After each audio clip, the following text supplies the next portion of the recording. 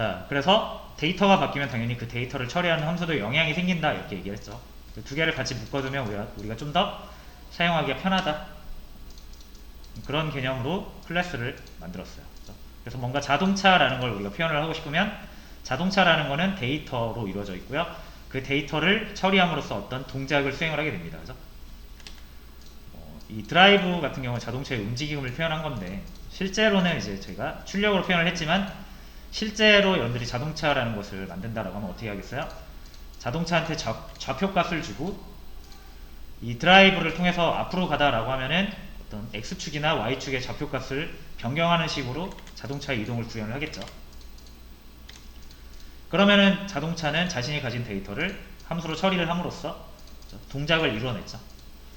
그래서 결국 동작이라는 건 어떤 데이터가 바뀌는 것을 동작으로 표현하는 거기 때문에, 그래서 우리가 함수를 동작으로 보고 그리고 데이터를 어떤 상태값으로 보는 거죠.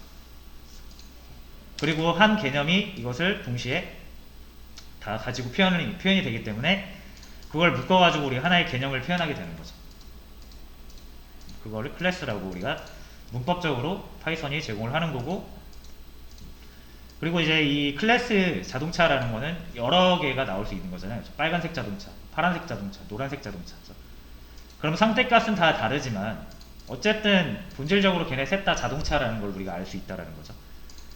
그래서 이 클래스라는 거는 자동차 그 자체를 의미하는 게 아니라 자동차라는 개념을 우리가 만든 거고, 실제 자동차가 필요하면 이 개념을 실체화한 객체라는 개념으로 우리가 자동차를 표현을 했죠. 그래서 똑같은 이 자동차 클래스로부터 나온 세 개의 자동차지만 우리가 상태값을 달리 줌으로써 세 개의 서로 다른 자동차가 만들어진 거죠. 그래서 C1은 3천만원짜리 파란색 산타페예요. C2는 2천만원짜리 검정색 아반떼요. 이런 식으로 우리가 여러 개의, 그러니까 하나의 어떤 개념을 여러 개의 형태로 표현할 수가 있게 된 겁니다. 자, 그럼 실제로 제일 중요한 거는 제일 중요한 게 뭐예요? 데이터라는 거예요. 우리가 자동차를 표현할 때도 그렇고요. 사람을 표현할 때도 마찬가지예요. 사람을 표현할 때도 사람은 뭐 이름, 나이, 주소 뭐 이런 데이터들로 이루어져 있잖아요. 그래서 데이터의 집합입니다. 여러분이 보시는 모든 사물은 데이터의 집합이고요. 그 데이터를 처리하는 함수가 같이 묶여 있는 거예요. 됐죠?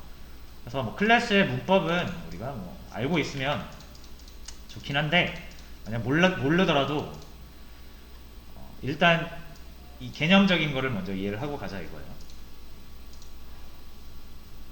됐죠? 자, 다시 돌아와서 그림으로 한 번만 다시 볼게요. 그림으로 한 번만.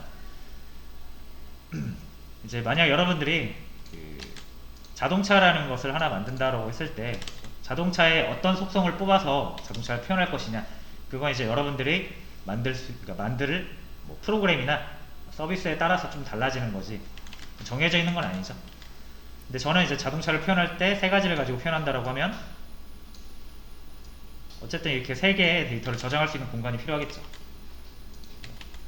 그래서 저는 여기를 뭐 색상이랑 모델, 가격 이렇게 둔 거죠. 그리고 이걸 자동차라고 정한 겁니다. 근데 여기에 색깔과 모델명과 가격이 정해져 있으면 안 되겠죠.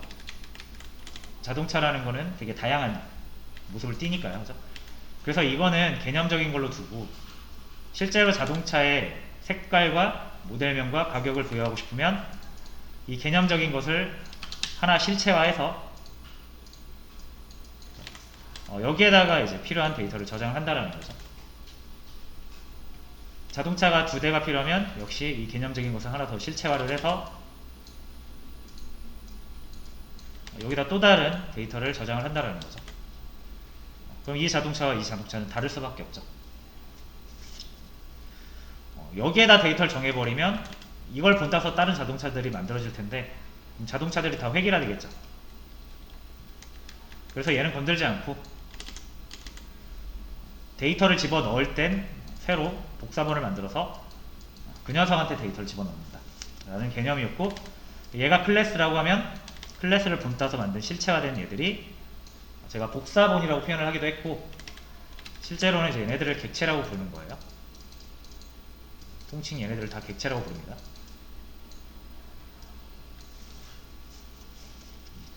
됐죠? 자, 그래서 객체에 대한 얘기를 다시 한번 복습을 했고요. 제가 왜 이 얘기를 했냐면 오늘 저희가 데이터를 실제로 저장을 할 건데 객체라는 개념을 알아야 되거든요. 자, 됐죠? 그래서 저희가 뭔가를 표현할 때는 무조건 객체로 표현을 하게 돼요.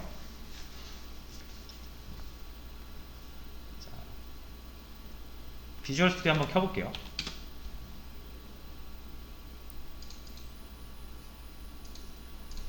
자, 뭐 여기 앱.py 이 파일에 그냥 요 밑에다가 그냥 간단하게 적어 보겠습니다. 다시 지울 건데 자, 객체 몇 개만 만들어 볼게요. 자, 사람이랑 객체 만들려면 어떻게 해요? 먼저 정해야죠. 사람이 뭔지. 저는 그래서 사람을 뭐 이름, 나이, 주소 이렇게 정한단 말이에요. 또 뭐 회원 이런 개념도 있을 수 있죠. 그 회원을 어떻게 표현할 거냐 이거예요. 여러분들이 만드는 프로그램에 따라 달라져요. 저는 이제 뭐 로그인 아이디, 비밀번호, 닉네임 정도로 표현할 수도 있겠죠.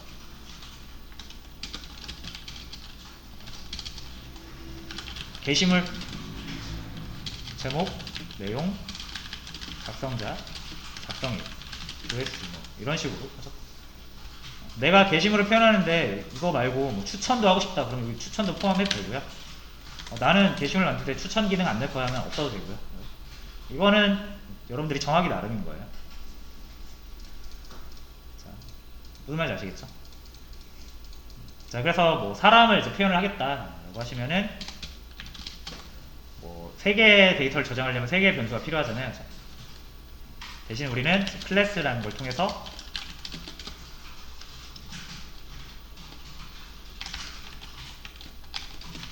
이거 기억나시나요?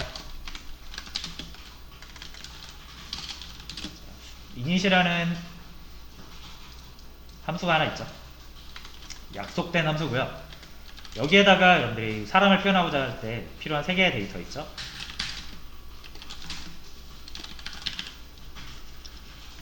이 3개를 입력받아서 이 셀프가 이제 객체를 의미해요. 객체 안에다 집어넣는 거죠. 이렇게.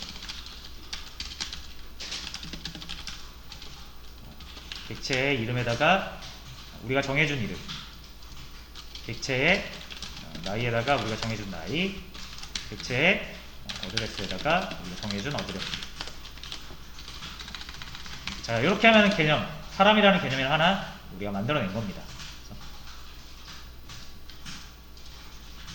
자, 그 다음에 사람 하나 만들려면 이렇게 하면 되죠. person 순서대로 이름이죠.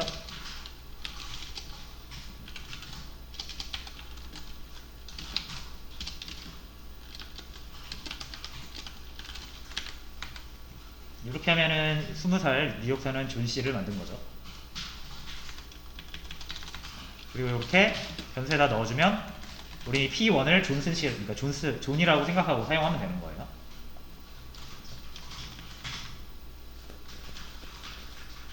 그리고 이제 이 객체 안에 있는 데이터를 우리가 꺼낼 때는 객체 안에 데이터가 여러 개 있잖아요. 그래서 밑에서 꺼낸다고 했을 때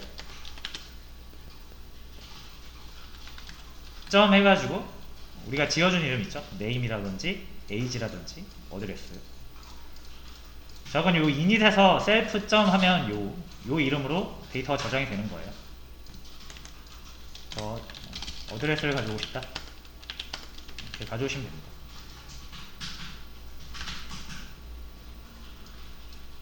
그래서 뉴욕이 나오는 걸 확인할 수가 있죠.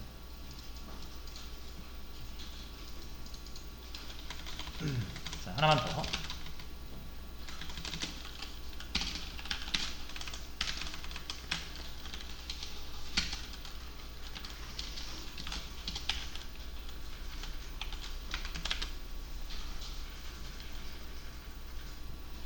뭐 이런 식으로 이제 크리스라는 사람도 하나 이렇게 만들어가지고 이 P2는 이제 크리스인 거죠. 그럼 마이엠 서사는 크리스입니다. 뭐 이런 거 파이썬 때 했던 클래스를 다시 한번 복습을 해봤습니다.